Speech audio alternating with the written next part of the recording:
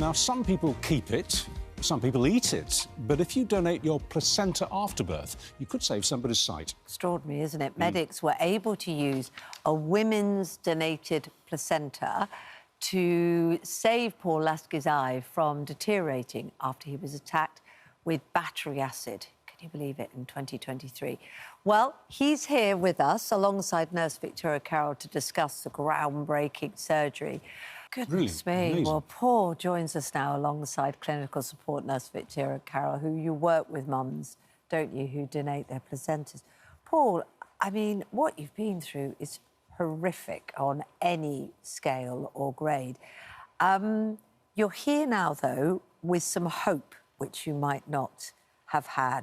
When did somebody suggest to you that this could be a way forward? I wonder if you'd even heard of it before. So it was virtually from day one. Was it? Yeah. Well, I seen the professor the first day. He gave us a bit of a plan where we're going to treat it for 7 days, and then he was going to operate on it to clean anything he could off it, and then use this membrane to put sort of a layer over the top of the eye. Mm-hmm. And what did you think at the time? It's absolutely crazy. I bet you did. I bet you did. Obviously, I'd never heard of this procedure before. When you were sprayed in the face and in the eye by this tow rag, who's now, I'm glad to say, doing a very long sentence in jail, how long before you were able to rinse it out? How long was the eye being burned with the acid? It was probably about 15 or 20 minutes. Oh, damn. Agony, I can imagine. It was horrific. I bet it was. Yeah. And it was your happened... sight impacted straight away? Sorry. No, Carol. It literally, as it went in me face, everything just went blank. Yeah. Oh. Yeah. And at that point, you probably feared both eyes were affected.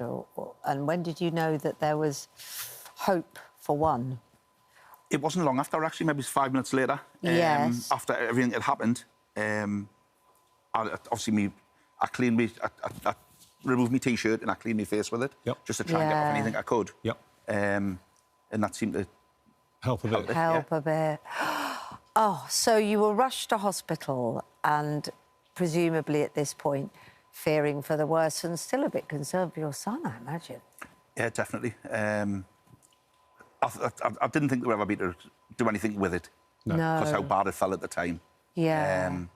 But luckily, things move forward. So how are you doing now? I mean, I can see, looking at you, that your left eye is still very sore looking. Yeah. Presumably that's part of the healing process. But what can you see out of it? I think we've done a little sort of graphic that can indicate a little bit, because you've talked us through about what you can see. So on the left side, it's very grey, but you can just see a little bit, can you? Through? About that, yeah. It's very similar. Yeah, but what difference does that make that you have outline or shading there for? I think it's took a long time to get used to. Yeah. It's just silly things like your depth perception. Of course. I was burning myself a lot on the oven and things, because it's just something you're not used to. You think you're further away than what you are. And I was, like, touching the shelf of the oven when I was putting things in and that sort of thing. Of course, because you need both eyes to get the through. Yeah. Victoria, it's obviously incredible for Paul to have this and hope that things will improve even further. Talk us through how it works and how this was even discovered. Yeah, so it's amazing, isn't it? And it's really just thanks to the kindness of those mothers who have agreed to donation of their placenta after they've safely delivered their baby. So so I'm one of the nurses who support the donation programme in NHS Blood and Transplant, and we've actually had an amnion donation programme for about 25 years. Have you? Yes, although people don't really know about it. But essentially what happens is we work closely with our colleagues in the cord blood bank in 2 NHS hospitals, and they'll speak to mums who are having an elective caesarean section and ask them if, once baby's safely delivered, they'd be willing to donate the placenta and the amniotic membrane to us at NHS Blood and Transplant. And if they agree, then the collection takes place and then the donation is transferred to our specialist facility. And what proportion of mothers agree to this? So I think there was 72 donations in 2024, but each donation can help up to 100 people. So one amniotic membrane, we can make between 50 and 100 grafts. Wow. So although there are lots of people who can be helped, we do have enough donations through those 2 hospitals. So maybe if it was a programme that could work in other hospitals, you could help even more. Why does it have to be those who are having elective caesarean? Is that because it's slightly surgical? It couldn't happen through a natural birth? Yeah, exactly. So the donation takes place in theatre, so obviously it's a lot cleaner.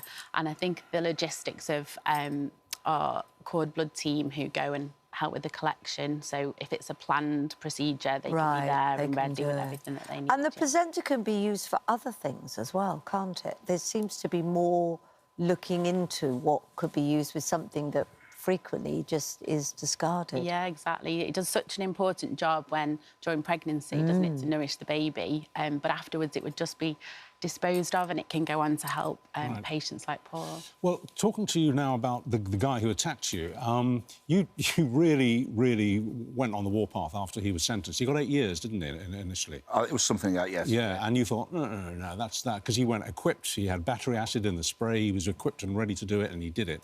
So you appealed, didn't you? I did. And? He got 11 years imprisonment in 3 years extended. Extended? Yeah. So how much longer has he got to serve then?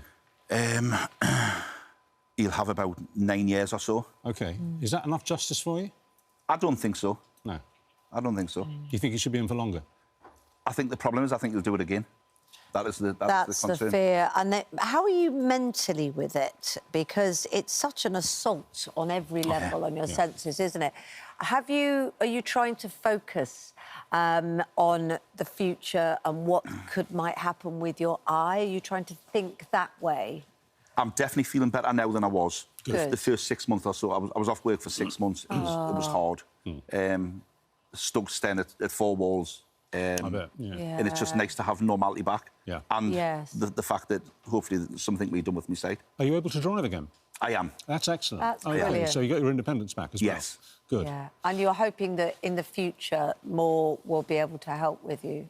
Yes, definitely. Yeah. All right. Well, thank you both very much indeed for coming in. It's a really optimistic, upbeat story. Thank you. Great for you to come in and tell it. Thank you. Thank you very much. Thank you, both of you.